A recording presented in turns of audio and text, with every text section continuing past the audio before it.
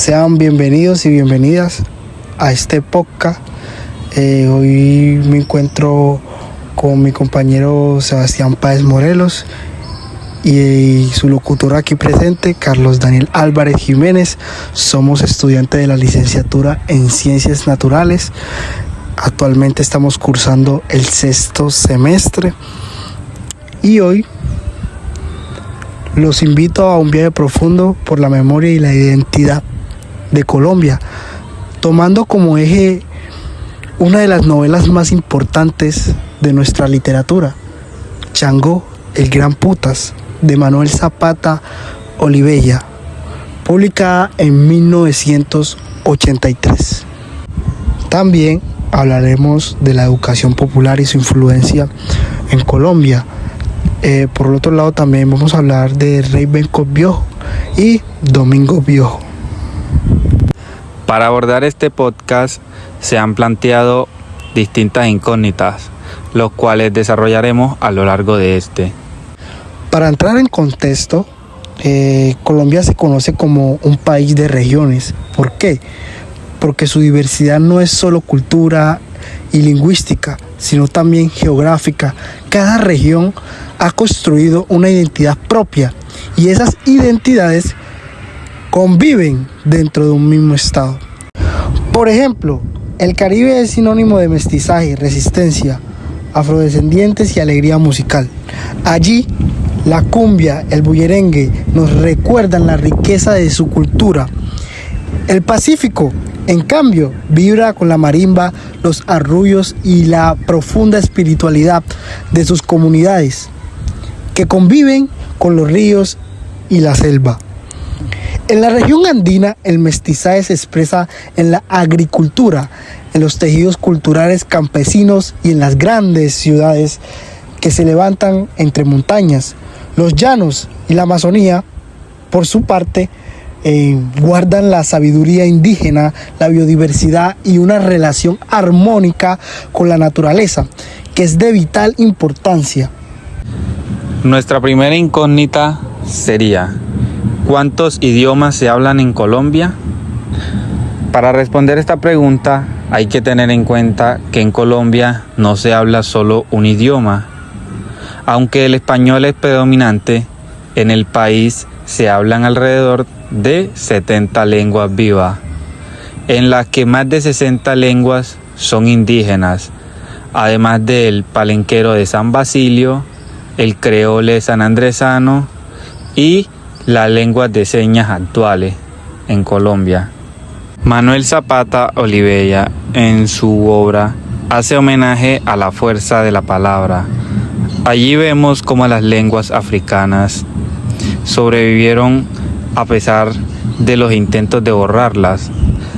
La novela nos recuerda que cada idioma es una resistencia, porque conservarlo significa mantener viva una visión o una cultura. De la misma manera de reconocer la diversidad lingüística en Colombia, es reconocer que nuestra identidad es plural y está tejida por múltiples voces. Para la comprensión de la realidad afrocolombiana en las regiones de Urabá y Chocó, exige trascender la narrativa histórica y económica convencional. Se requiere un marco analítico que incorpore la cosmovisión.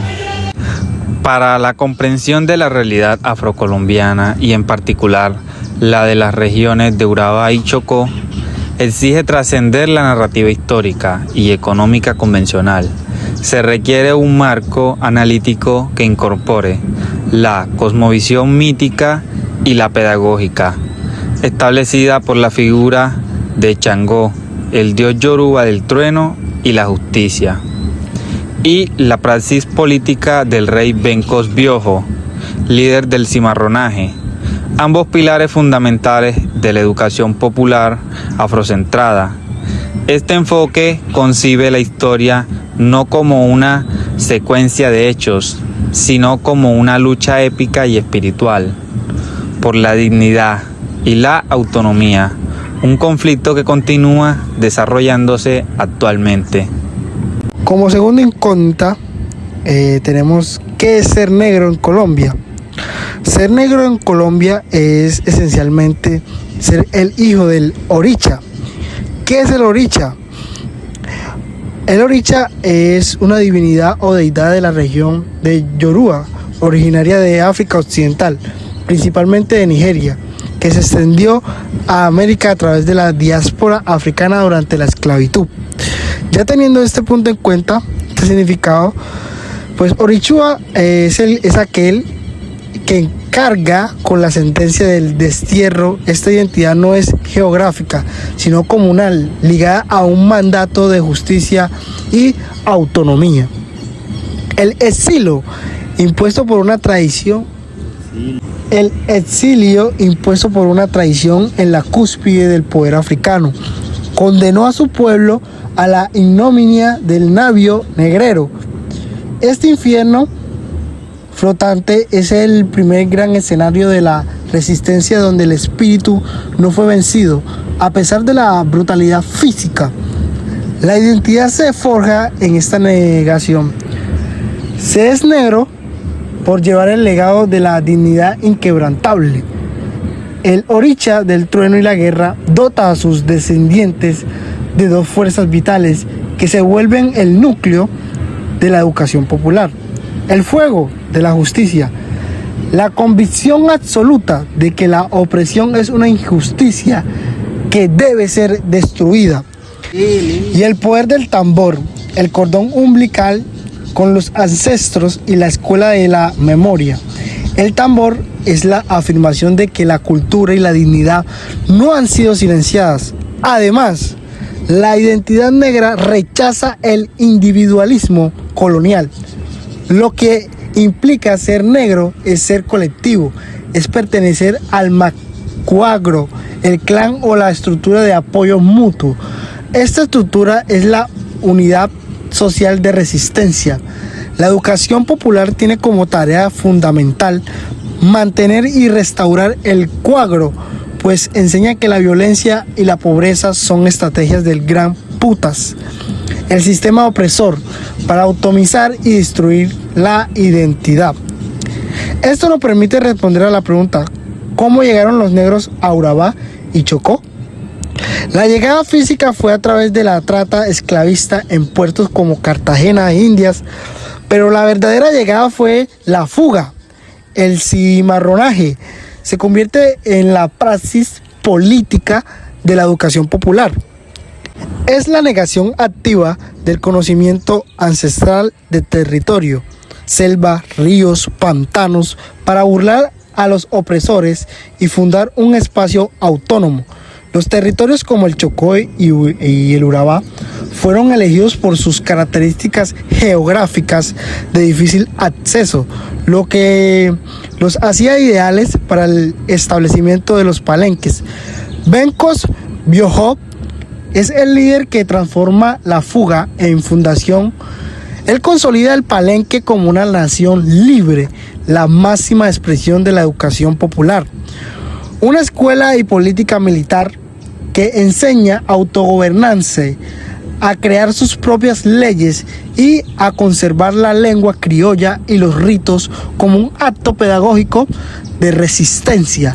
La llegada a Urabá y Chocó se entiende entonces como un acto de conquista de la libertad territorial, liderado por la audacia de Biojó, marcando estos lugares, como tierras sagradas de resistencia.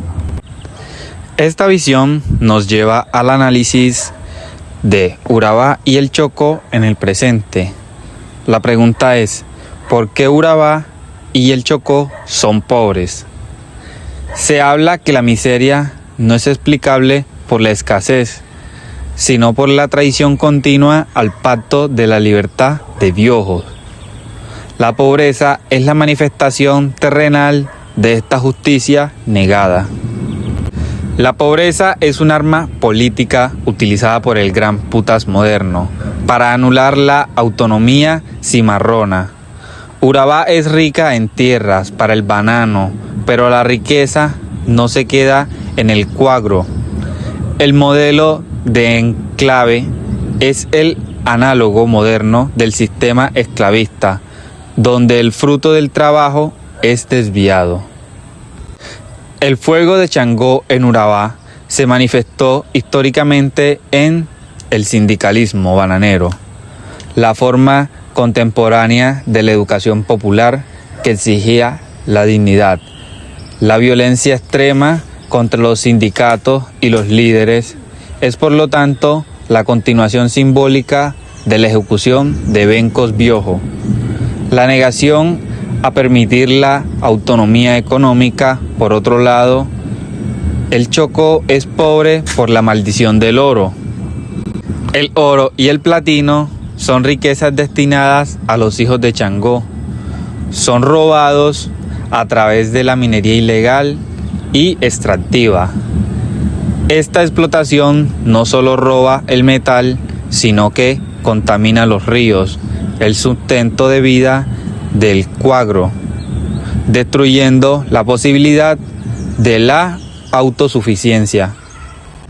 La violencia que genera el desplazamiento forzado, el nuevo navío negrero, tiene como objetivo destruir la memoria al romper el cuagro y desarticular la educación popular, impidiendo que la comunidad ejerza su autonomía histórica. Otra de las incógnitas que abordaremos en este podcast es cuántas Colombias existen. Cuando nos preguntamos cuántas Colombias existen, la respuesta es amplia y profunda. No hablamos de un país dividido, sino de una nación que alberga muchas realidades. Existe la Colombia indígena, con sus pueblos que han habitado esta tierra desde antes de la llegada de los españoles y que aún se observan cosmovisiones únicas. Está la Colombia afrodescendiente, heredada de la diáspora que Zapata Oliveira retrata en su novela y que expresa en la música, en la danza, en la forma de organización comunitaria y en la resistencia cultural. También está la Colombia campesina y mestiza, que desde las montañas andinas ha sostenido la producción de alimentos y ha sido protagonista de los grandes procesos políticos. Y finalmente, la Colombia urbana, marcada por la migración, el intercambio de cultura y la modernidad, pero también por la desigualdad y la búsqueda constante de justicia social. Changó habla del concepto de Muntu, que es la comunidad que integra a los vivos, a los muertos, a la naturaleza y a los dioses. Siguiendo esta lógica, pues podemos decir que las distintas Colombias forman parte de un mismo Muntu nacional. Realidades diversas que, en lugar de fragmentarnos, nos unen unos a otros. A todo esto, hay una pregunta también que es muy importante y es, ¿qué es Urabá? Podemos decir que Urabá es un territorio de resistencia y memoria viva. Urabá es un lugar donde la educación popular se convierte en la herramienta para que las comunidades analicen las causas de su miseria y utilicen su propia historia como el currículo escolar. El triunfo de esta pedagogía es la única manera de revertir la maldición. El niño que aprende la historia de Bencos Biojo en el Palenque sabe que la resistencia es su herencia. Los líderes y educadores populares se convierten en los sacerdotes de Changó, aquellos que mantienen vivo el fuego de la justicia y la rebeldía, enseñando que la dignidad y la autonomía son innegociables. El triunfo de la educación popular será el día en que la justicia de Changó se imponga en la tierra y el sueño de la libertad de Bencos Biojo se haga una realidad tangible en Urabá y también en el Chocó. Manuel Zapata Olivella nos mostró que la historia de Colombia y de América está marcada por el dolor de la esclavitud, pero también por la dignidad y la resistencia cultural. Los ancestros africanos, los cimarrones y los libertadores se convierten en símbolos de una lucha que no termina. Hoy, al preguntarnos por los idiomas que hablamos, por las múltiples Manuel Zapata Olivella nos mostró que la historia de Colombia y de América está marcada por el dolor de la esclavitud, pero también por la dignidad y la resistencia cultural. En Changó, el Gran Putas, los ancestros africanos, los cimarrones y los libertadores se convierten en símbolos de una lucha que no termina. Hoy, al preguntarnos por los idiomas que hablamos, por las múltiples Colombias que nos habitan y por las regiones que nos configuran, vemos que el mensaje de Manuel Zapata Olivella sigue vigente. La verdadera riqueza de Colombia está en su diversidad. Somos un país plural, tejido por muchas voces y memorias, que al encontrarse nos dan una identidad. También abordaremos la historia de los negros, pues la historia de los negros en Colombia es un relato de profunda resistencia que se inicia con la violencia del destierro y culmina en la lucha permanente por la autonomía. Esta narrativa se articula en 3 actos principales, vistos a través de la lente de la educación popular: Changó y Bencos Biojó. El primer acto comienza en el siglo XVI con la trata transatlántica, un evento que la cosmovisión negra interpreta como un destierro y una traición mítica. Miles de africanos fueron forzadamente llevados a Colombia, principalmente a través del puerto de Cartagena de Indias, iniciando el ciclo del cautiverio en las minas y haciendas. Sin embargo, este proceso fue una anulación total. Los africanos llevaron consigo su cultura, espiritualidad, el legado de Changó, dios de la justicia, y el Cuagro, la organización comunal, que sirvieron como las primeras herramientas de su supervivencia y futura liberación. El segundo acto es la negación radical de la esclavitud, un rechazo que se manifestó en la fuga o cimarronaje. El espíritu indomable se encarnó en el rey Bencos Biojó. Biojó transformó la fuga en un acto funcional al establecer San Basilio de Palenque, el primer territorio libre de América. Este Palenque es el modelo de la educación popular. Fue una escuela de autogobierno donde se crearon leyes y defensas propias y se conservó el idioma palenquero como un escudo cultural y un pacto y acto de soberanía. La vida cimarrona era la afirmación práctica de la dignidad y autonomía, honrando el fuego de justicia de Changó. El tercer acto es la lucha que continuó desde la obligación y abolición centrada en la libertad territorial y económica. Las comunidades se asentaron en regiones estratégicas ricas como el Chocó, Urabá, manteniendo su organización. No obstante, estas regiones se convirtieron en nuevos escenarios de explotación, donde la riqueza era desviada y la pobreza se convertía en la cicatriz de una traición histórica. En este contexto, la educación popular se consolidó como una herramienta esencial y prima para la conciencia y la lucha, enseñando que la miseria es producto del despojo continuo utilizando el tambor como un instrumento político de memoria e inspirado a líderes y comunidades a defender el territorio, el nuevo Palenque. Frente a la violencia y la justicia, manteniendo vivo el legado de Biojó.